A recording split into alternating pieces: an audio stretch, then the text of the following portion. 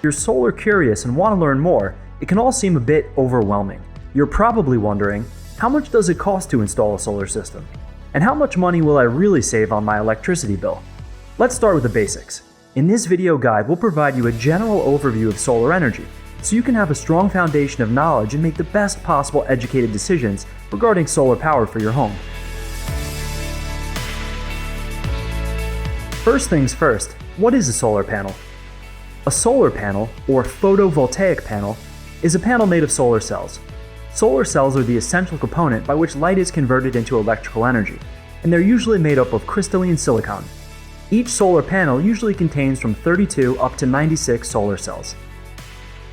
Depending on the way solar cells are made, solar panels are categorized as polycrystalline, monocrystalline, or thin film. The first two categories, which are the most common types of solar panels, are made of crystalline solar cells. The third category, thin film, is made of amorphous silicon. Apart from the typical framed solar panel, there are also other types of products that can be used in residential applications. Frameless solar panels have been on the market for more than a decade. Also, solar shingles and solar tiles, popularized by the Tesla solar roof, are two types of products that are becoming more popular among residential applications because they combine the technology of solar panels with aesthetic integration into the house. Solar cells produce electricity by converting the tremendous solar energy that the Earth receives every day in the form of sunlight, and more specifically in the form of photons. Most typical commercial solar solutions convert sunlight to electrical energy at an average efficiency of 3 to 17%. If we could break the sunlight into the smallest possible pieces, we would get photons. So photons practically are the smallest possible energy packets of sunlight. First of all, the top layer of solar cells have an anti-reflective coating, which helps them collect as much light as possible. Right below, we have the main layer of a solar cell, which is basically a sandwich of two silicon layers. These two layers are specially treated, so that the upper layer has a surplus of electrons, while the bottom layer has a shortage of electrons.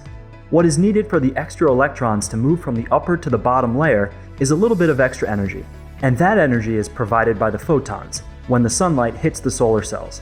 When the solar panels are exposed to light, electric current is generated. The more sunlight hits the solar panel, the more electricity is produced.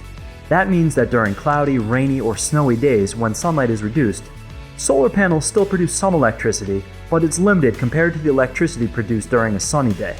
Solar panels definitely do not generate electricity during the night, but you can store excess energy collected during the daytime in a large battery. It's important to place solar panels somewhere where the sunlight can hit them directly and not be obstructed by sources of shade like trees. In order to have a complete system that will produce electricity for your home, you need the following components: solar panels, solar panel mounting structures, an inverter, an electrical panel with the necessary switches and circuit breakers, DC and AC electrical cables, and the power meter. Now let's break down these individual components. As we explained before, the solar panels generate electricity when they are exposed to light. More specifically, they generate DC electrical current.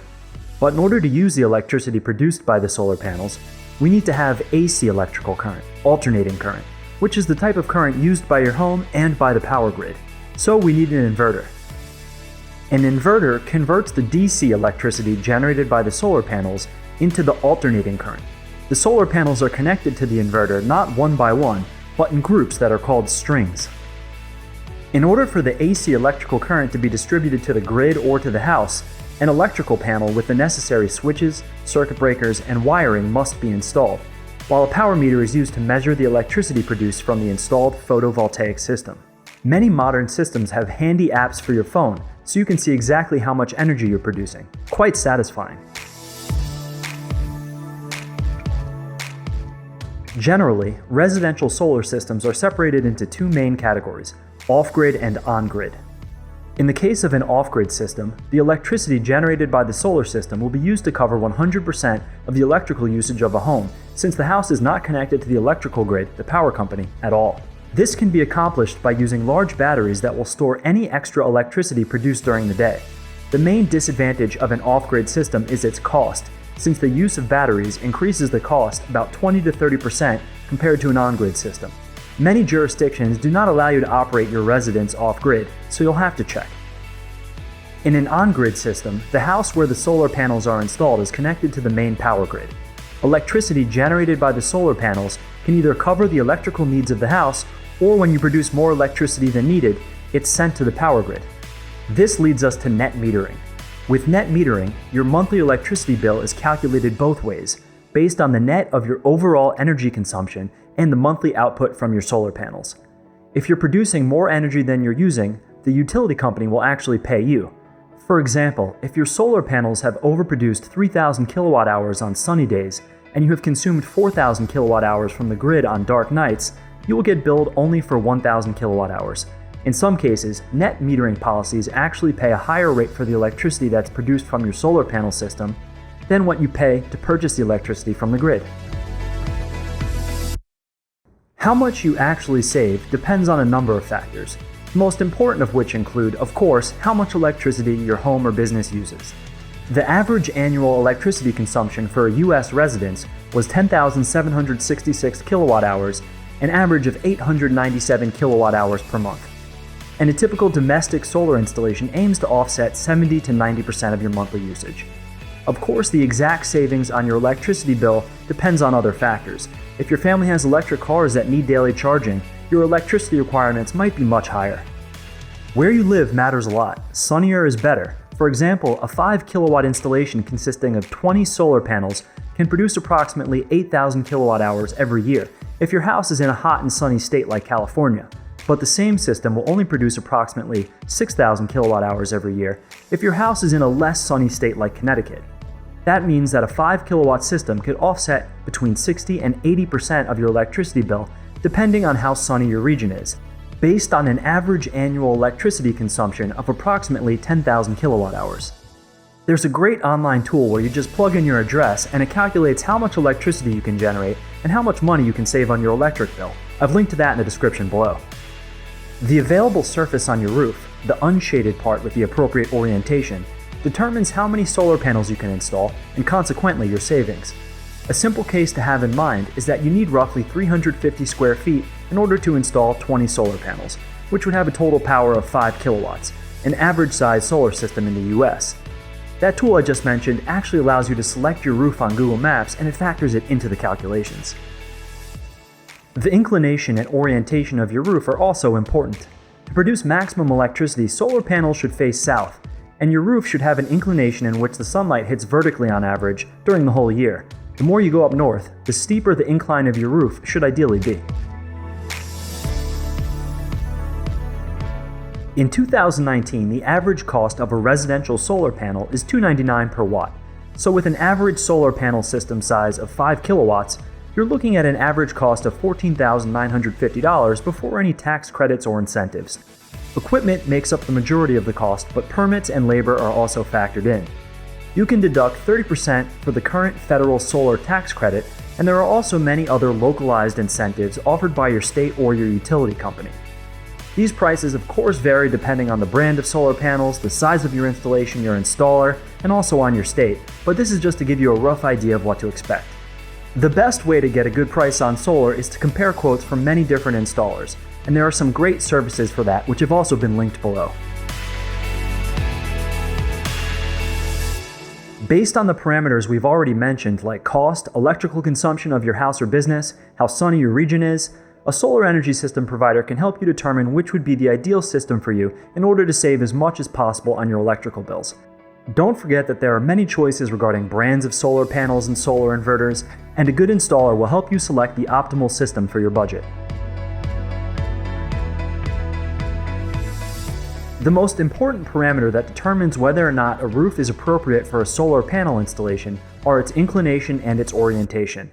Your solar energy provider can calculate exactly how much sunlight your roof will receive during the whole year. Although solar panels have a weight of only about 2 to 4 pounds per square foot, structural safety is definitely another important factor. For new houses, the design of the whole mounting structure with the solar panels must include a static evaluation of the roof. For existing homes, The service of a professional structural engineer is required in order to carry out an inspection of the roof structure and do a calculation of the structural loading capacity. As there are practically no moving parts in a solar installation, minimal maintenance is required. However, routine maintenance is needed in order to ensure the system is performing properly. Solar panels require routine inspection for signs of damage, buildup of dirt, or shade encroachment. Although solar panels are usually designed and installed in order to be cleaned by rainfall, they should be cleaned manually if there's a buildup of dust or any other obscuring material. Periodically, system mounting structures must be checked for corrosion in order to ensure the photovoltaic system is safely secured. Also, any solar system connected to the electrical grid of a house is an electrical installation, so a licensed electrical engineer should be appointed periodically to ensure electrical safety. To sum it up, here are some pros and cons of solar systems. A true renewable energy source.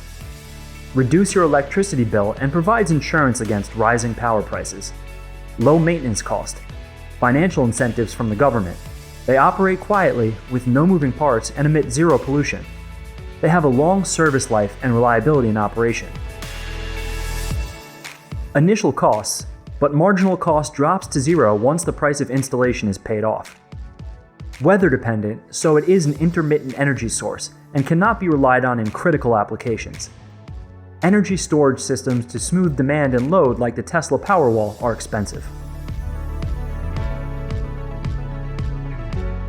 Are you ready to go solar? Check out the link in our description and input your address to quickly estimate the solar potential of your home.